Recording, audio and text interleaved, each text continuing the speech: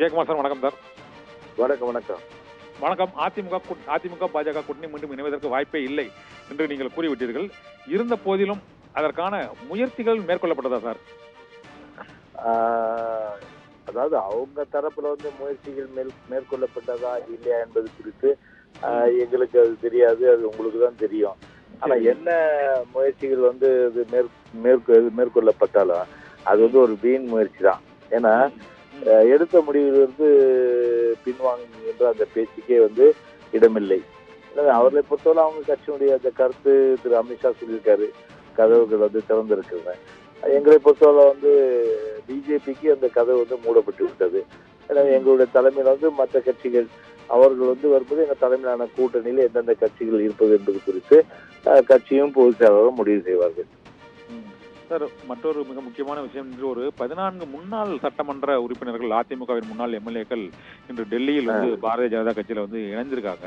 இவங்க ஏற்கனவே இந்த சிவசேனா, தேசியவாத காங்கிரஸ் உள்ளிட்ட பல்வேறு கட்சிகளை பல்வேறு மாநிலங்கள்ல பாரதிய ஜனதா கட்சி உடைத்து அந்த கட்சியினரை ஒரு குழப்பத்தில் ஆழ்த்துவது மற்றும் அங்கு ஆட்சி பொறுப்பை மாற்றுவது ஆகிய நடவடிக்கைகளில் ஈடுபட்டு வருகிறார்கள். அதிமுகவும் அத்தகைய சூழ்நிலை ஏற்படுமா சார்? சார், அந்த மாதிரி சூழ்நிலை எந்த காலத்திலும் ஏற்படாது. அதாவது இயக்கத்தை பொறுத்தவரை, அதாவது எங்களுடைய கட்சியை பொறுத்தவரையில தொண்டர்கள் நம்பிதான் இந்த இயக்கம் இருக்கிறதுடைய தலைவர்கள் நம்பி கிடையாது. எனவே தலைவர்கள் வருவார்கள் போவார்கள், தொண்டர்கள் உறுதியானவர்கள், அவர்கள் தான் இறுதியானவர்கள் கூட. ஏன்னா அவர்தான் கழகத்தினுடைய கண்ணுக்கு தெரியாத சல்லிவேர். எனவே அப்படிப்பட்ட நிலையில் இருக்கும்போது சில அர்த்தக்குழு தார்நீர் பறவை போல, குளம் தேடி கொக்கு பறக்கு கொக்கு போல கொள்கையை அப்பப்போ நிறங்களை எல்லாம் மாற்றி கொண்டிருக்கின்ற அந்த மனிதர்களை அவர்களால் எந்த பாதிப்பும் கட்சிக்கு ஏற்பட போவதில்லை. அதனால கட்சியை பொறுத்தவரை உறுதியாக கழகத்துடைய பொதுச் செயலாளர் அண்ணன் எடப்பாடி தலைமையில இன்னைக்கு சிறப்பா இயங்கிட்டு இருக்கு.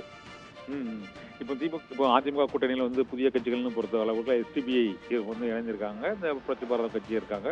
மற்றபடி தேமுதிக, பாட்டாளி மக்கள் கட்சி ஆகிய கட்சிகள் இணைவதற்கான வாய்ப்பு இருக்கா சார்? பாட்டாளி மக்கள் கட்சி நிறுவன தலைவர் சி.வி. சண்முகம் சந்தித்து பேச்சுவார்த்தை நடத்தியிருக்கிறார். இதனால் இந்த கூட்டணிக்கு புதிய இந்த கட்சிகள் தேமுதிக, பாமக உள்ளிட்ட கட்சிகள் வருவதற்கான வாய்ப்பு இருக்கா சார்? இது எப்போ தெரிய வரும் சார்? அது இல்ல, அது விரைவில் தெரிய வரும். அதாவது பொதுவாகவே தேர்தலுக்கு இன்னும் சில நாட்கள் இருக்கின்ற அந்த சூழ்நிலையில பாத்தீங்கன்னா எங்க தலைமையில எந்தெந்த கட்சிகள் எங்க தலைமை ஏற்றுக்கொண்டு கூட்டணி இருக்குதுன்றது கட்சியும் பொதுச்சாலும் தெளிவுபடுத்துவாங்க.